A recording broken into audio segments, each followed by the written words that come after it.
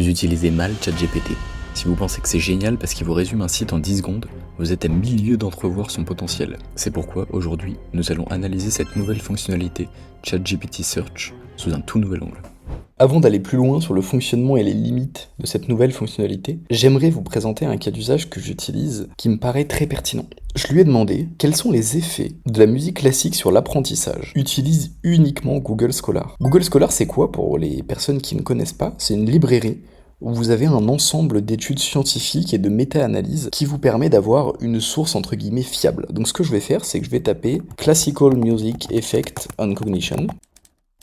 Et on se retrouve comme sur un moteur de recherche standard, sauf que l'intégralité de ces liens, ce sont des études scientifiques. Vous pouvez les trier. Ça peut vous servir même dans vos études, etc. Si vous avez des mémoires à faire. C'est une base de connaissances qui est vraiment incroyable. Et avant, évidemment, on pouvait, quand c'était possible, aller télécharger une étude pour demander à ChatGPT de nous la résumer, etc. C'était fastidieux. Toutes les études ne proposent pas le téléchargement, donc ça veut dire qu'il fallait sélectionner tout le texte. Donc encore pire, aujourd'hui pour moi cette nouvelle fonctionnalité de ChatGPT va me faciliter la vie pour mes recherches. Et d'ailleurs ce sera l'objet d'une prochaine vidéo de comment étudier un sujet qu'on ne connaît pas du tout grâce à une méthode bien particulière, et ce point-là et une partie de cette méthode, on abordera ça dans une prochaine vidéo. Donc aujourd'hui je lui ai demandé d'utiliser uniquement Google Scholar parce qu'il y a accès.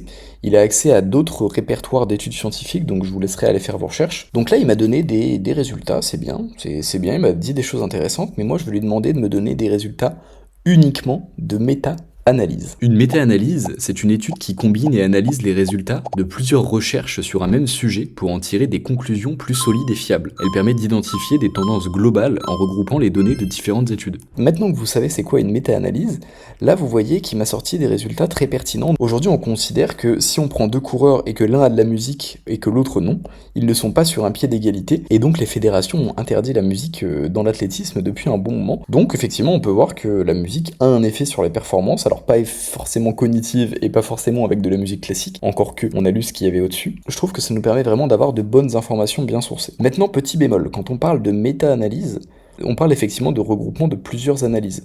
Cependant, si demain on fait une méta-analyse qui est orientée, on va évidemment prendre les études qui vont dans notre sens, donc ça peut être biaisé. Donc c'est pas une science absolue, mais c'est vrai que j'en entends de plus en plus parler sur YouTube, sur certaines vidéos éducatives. Donc voilà, je me suis dit qu'il faut faire un petit point sur ce qu'était une méta-analyse, ça pourrait toujours vous servir. Maintenant que je vous ai présenté le cas d'usage que j'utilise le plus à titre personnel, on va aller un petit peu plus en profondeur sur le fonctionnement et les limites actuelles de cette fonctionnalité. Pour ceux qui ne sont pas au courant, il existe une fonction qui s'appelle /search qui permettait de dire à ChatGPT qu'il fallait, pour telle requête, aller faire des recherches sur Internet. Donc effectivement, quand cette nouvelle fonctionnalité est sortie, je me suis demandé si ce /search et le fait d'appuyer sur ce bouton donnaient le même résultat. Effectivement, le résultat va être exactement pareil.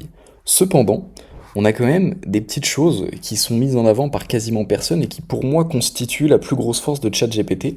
Ça va concerner les GPTs et les assistants. Pour les GPTs, donc pour ceux qui n'ont jamais configuré de GPTs, c'est un assistant personnel à qui vous pourrez donner des instructions et qui va pouvoir effectuer différentes tâches d'automatisation. Donc une fois sur notre GPTs, on est sur la configuration d'un GPTs que j'ai pris au hasard, qui est même pas très pertinent, mais c'est pas ce qui nous importe. Ce qui nous importe, c'est ce qu'on a ici. C'est rechercher sur le web.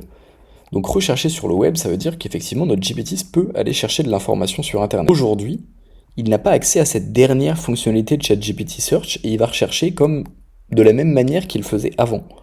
Donc ça va pas être très très pertinent pour le moment, enfin ça l'est, mais ça va pas être aussi puissant que ce qu'on peut avoir maintenant.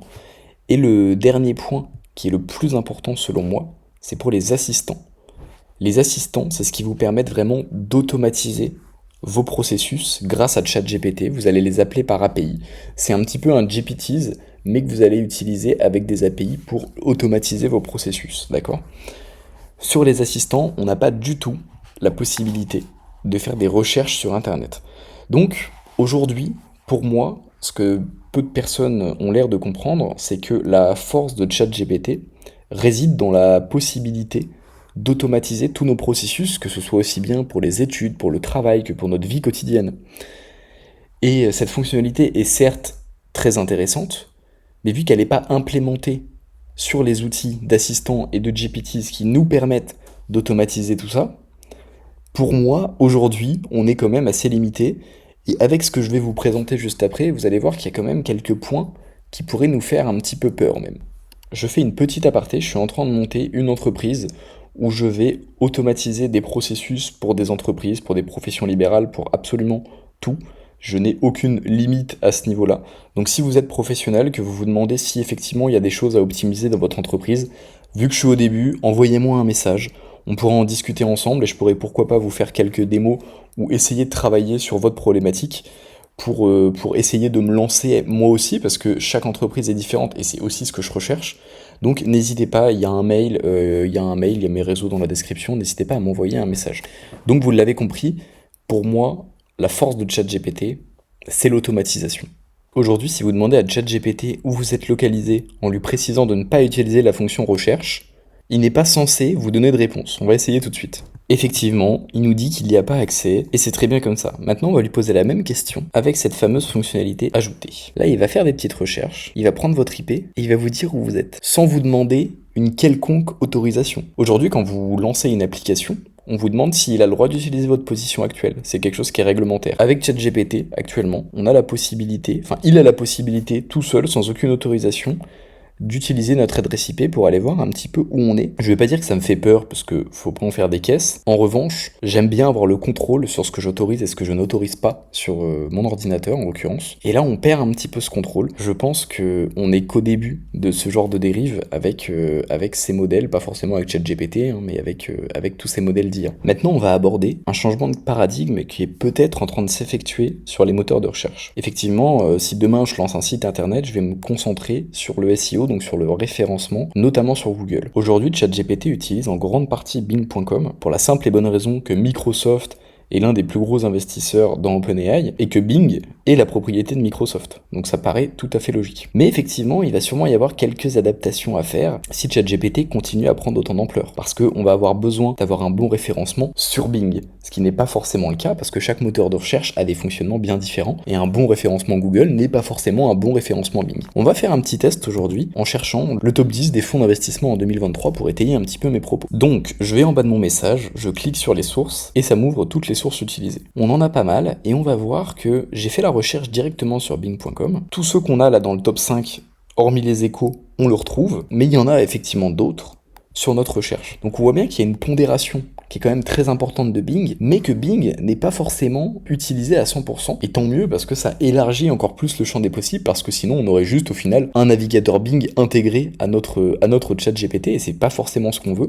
Donc là ils vont un petit peu plus loin là-dedans. Tout ça pour dire que si demain vous faites un site ou quoi que ce soit qui nécessite du référencement, il va peut-être falloir maintenant travailler et se poser la question, effectivement Google c'est bien, mais il n'y a pas que Google, il n'y a plus que Google. Alors j'ai été volontairement un petit peu provocateur sur la miniature, encore que sur le fait que Google était mort, effectivement, on en est très loin. Google va sûrement sortir de nouvelles choses et Google est excessivement implanté sur ce marché-là. Cependant, ça reste quand même une question qui peut se poser à long terme. J'espère que je vous aurai appris des choses sur cette vidéo. N'hésitez pas à liker, à commenter si vous avez des questions.